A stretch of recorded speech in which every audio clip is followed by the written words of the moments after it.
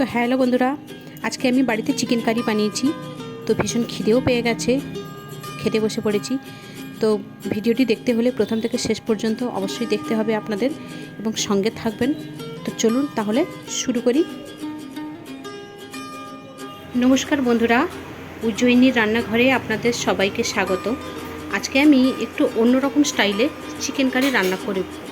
প্রথমে কড়াইতে তেল গরম করতে দিয়েছি। তেলটা গরম হয়ে গেলে নুন আর অল্প হলুদ দিয়ে আলু ভেজে তুলে নেব।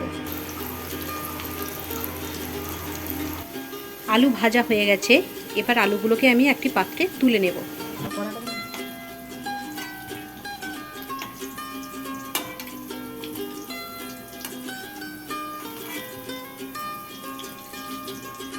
এবার ওই তেলেই মাংসগুলো কেটে রাখা, ধুয়ে জল ঝরিয়ে রাখা, এগুলোকে ভেজে তুলে নেব।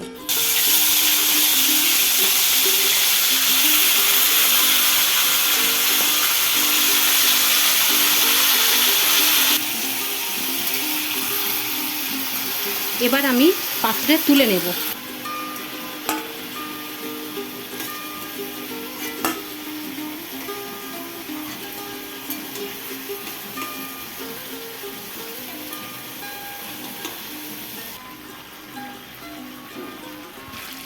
কড়াইতে যে পরিমাণ তেল আছে এবং মাংসের রস আছে, ওর মধ্যেই আমি কুচনো পেঁয়াজ দিয়ে দেব। তার আগে কিছুটা ফোড়ন দেব।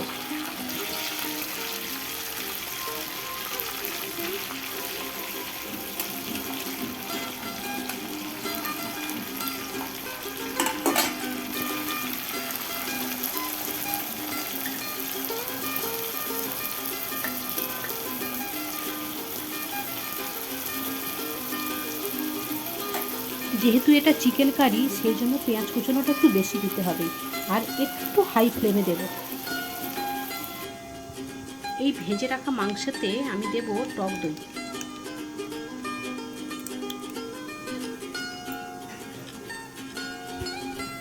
এবার দেব 1 চামচ জিরে গুঁড়ো।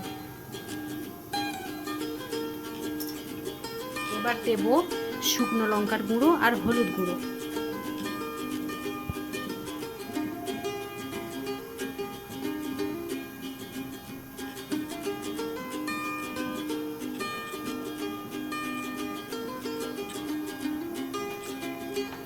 দেব সামান্য পরিমাণ লবণ।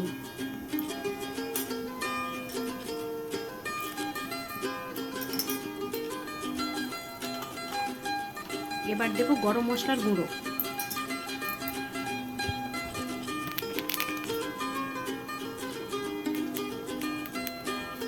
এবার একসঙ্গে এটাকে মাখিয়ে নেব।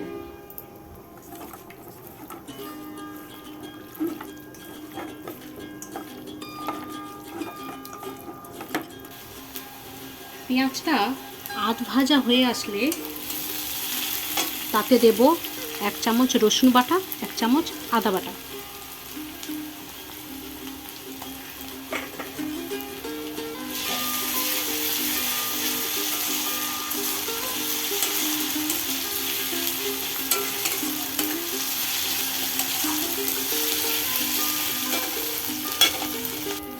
সামান্য হলুদের গুঁড়ো দেব।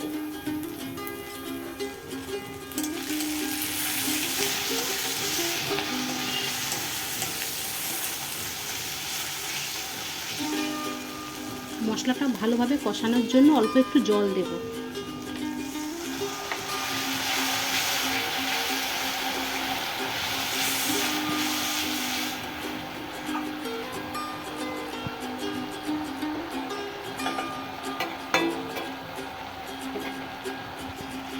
লবণ দেব সামান্য।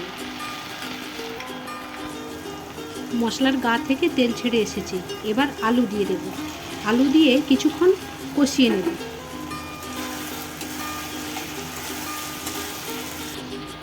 এবার ম্যারিনেট করে রাখা মাংস দিয়ে দেব।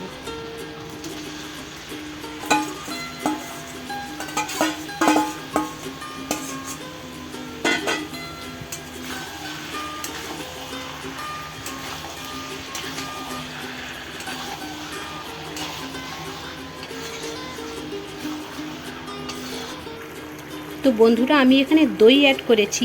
অনেকেই দই খান না, সেক্ষেত্রে আপনারা পাকা টমেটো ইউজ করতে পারেন। কষতে কষতে প্রায় কালারটা এরকম এসেছে, আর একটু কষিয়ে নেব। তো মাংসটা আমার কষানো হয়ে গেছে, এবার আমি সামান্য পরিমাণ জল দেব।